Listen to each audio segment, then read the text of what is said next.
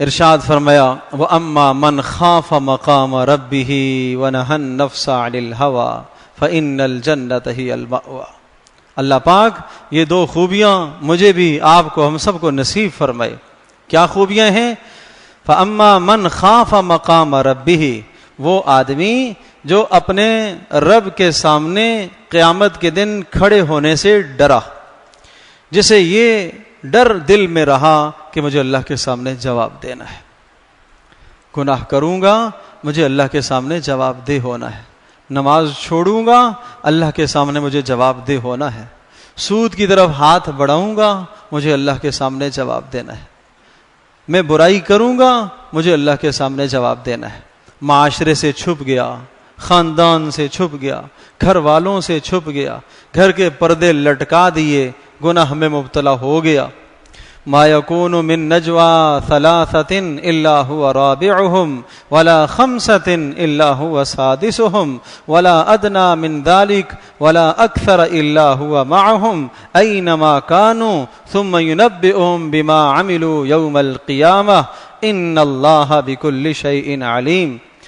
فرمایا سنو، ما یکون من نجوى ثلاثة الا هو رابعهم، تم تین افراد مل کر چھپ کے سرگوشی کرتے ہو، چوتھا اللہ ہوتا ہے، تم چار افراد مل کر بات کرتے ہو، پانچواں اللہ ہوتا ہے، تم دو مل کر بات کرتے ہو، تیسرا اللہ ہوتا ہے، تم تنہا ہوتے ہو جب بھی تمہارے ساتھ اللہ ہوتا ہے، اینما کانو، تم جہاں پر بھی ہوتے ہو اللہ پاک تمہارے ساتھ ہے۔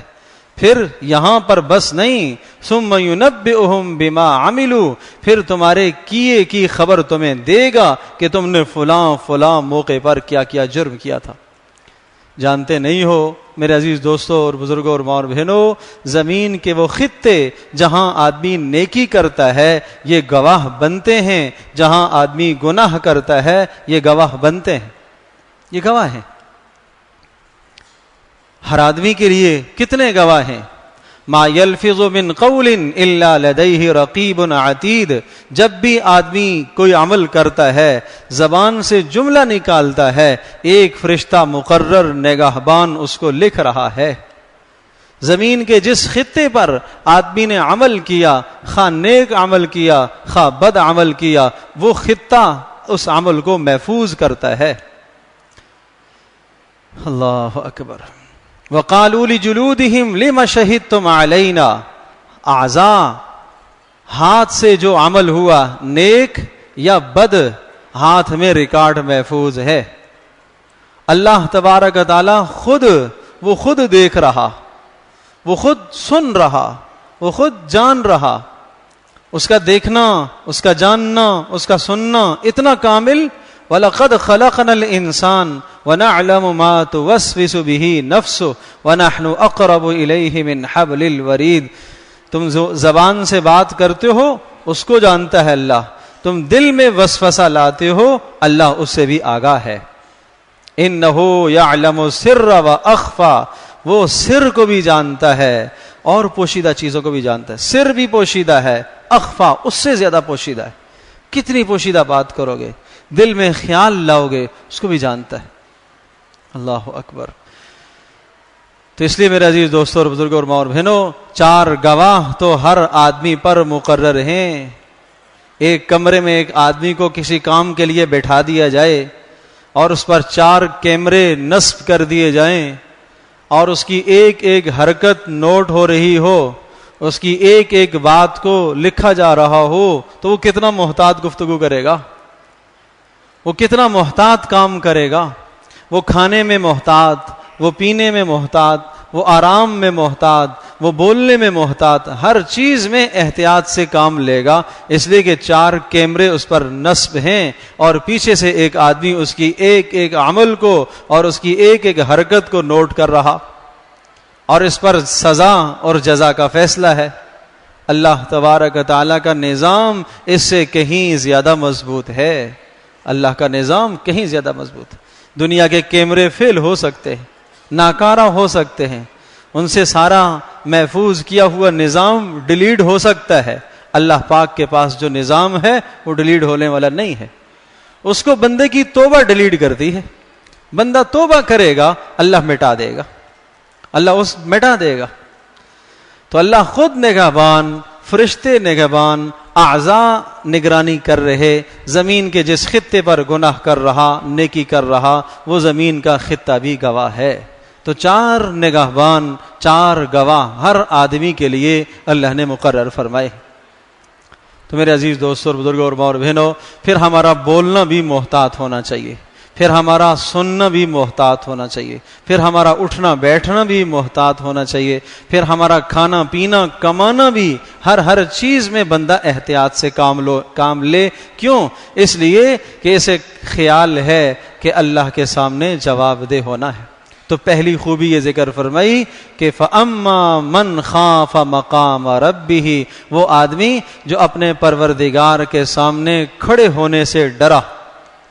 دوسری خوبی وَنَهَى النَّفْسَ عَنِ الْهَوَىٰ, جس نے اپنے نفس کو خواہشات سے روک لیا. دیکھو خواہشات کا پورا کرنا ناجائز نہیں ہے, لیکن خواہشات کے پیچھے جب انسان پڑ جاتا ہے اور ہر نفس کی چاہی بات کو پورا کرتا ہے تو پھر ایک وقت ایسا آتا ہے کہ نفس میں وہ تمنا انسان کے دل میں اٹھتی ہے کہ اس تمنا کو پورا کرنے کے لیے مکروہ کا ارتکاب کرنا پڑتا ہے. ادھر شیطان وسوسہ ڈالتا ہے, ارے میاں کوئی بات نہیں, مکروہ ہی تو ہے, حرام تو نہیں ہے نا, کوئی بات نہیں. پھر ایک اس خواہش کو پورا کر لیتا ہے, ایک اور خواہش پیدا ہوتی ہے, اس خواہش کو پورا کرنے کے لیے حرام کا ارتکاب کرنا پڑتا ہے. پھر نفس اور شیطان اندر سے تسلی دیتے ہیں, کوئی بات نہیں, توبہ کر لینا, توبہ کر لینا. اب گناہ کر لیا, وہ حرام کا کام کر لیا, نفس کے تقاضے کو, خواہش کو پورا کرنے کے لیے حرام کام کر لیا. اب حدیث پاک میں آتا ہے شیطان اور ٹلاتا ہے, توبہ نہیں کرنے دیتا, کہتا ہے ابھی رک جا, ابھی رک جا, ابھی ٹھہر جا, اب سنو, ابھی ٹھہر جا, ابھی 2-4 گناہ اور کر لے, ایک ساتھ پھر توبہ کر لینا. آج توبہ کرے گا کر پھر توڑ دے گا, پرسوں کرے گا پھر توڑ دے گا, انتظار کر, رمضان آئے گا, رمضان سے کر لیں گے. ٹلاتا ہے, ٹلاتا ہے, ٹلاتا ہے. پھر اتنے میں وہ جو پہلا گناہ کیا تھا, حدیث پاک میں آتا ہے اس گناہ کا ایک نقطہ دل پر سیاہ لگ گیا, دل کالا ہو گیا. اب دوسرا گناہ جب شیطان کرا دیتا ہے, ایک اور نقطہ لگتا ہے, دل اور کالا ہو جاتا ہے. پھر شیطان کہتا ہے کوئی بات نہیں, ابھی بعد میں توبہ کر لیں گے. صبح ہوتی ہے, شام کو توبہ کروا, شام, اور شیطان تدریجن آدمی کو لے کے آتا ہے. وہ بڑا مکار ہے, وہ سمجھتا ہے کہ یہ براہ راست نافرمانی پر نہیں آئے گا, اس طرح سے لے کے آتا ہے, یہ حربہ استعمال کرتا ہے. اچھا شام کو توبہ کر لینا, رات کو تہجد پڑھ لینا, رات کو وہ ظالم اٹھنے ہی نہیں دیتا, فرض نماز بھی چھوٹ جاتی ہے. تیسرا گناہ ہو گیا, ایک اور نقطہ لگ گیا. رسول پاک صلی اللہ علیہ وسلم نے ارشاد فرمایا اس طرح سے گناہ پر گناہ, گناہ کو پر گناہ کرتا چلا جائے گا.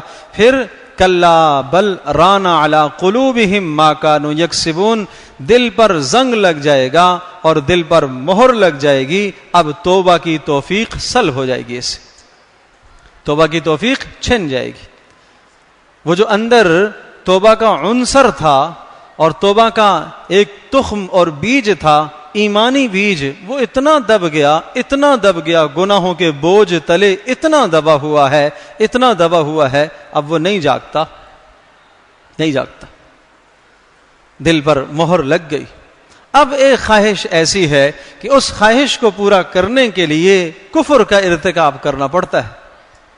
پھر شیطان اس سے کفر کرائے گا, نافرمانی کرائی, نہ باز آیا, کفر تک لے جائے گا. یہ ہے طغیان, یہ ہے ڈٹائی. یہ نتیجہ کیا ہے؟ آدمی نے نفس کو خواہشات سے نہ روکا. تو یہ بڑی سخت بیماری ہے کہ انسان اپنے نفس کو قابو میں نہ کرے.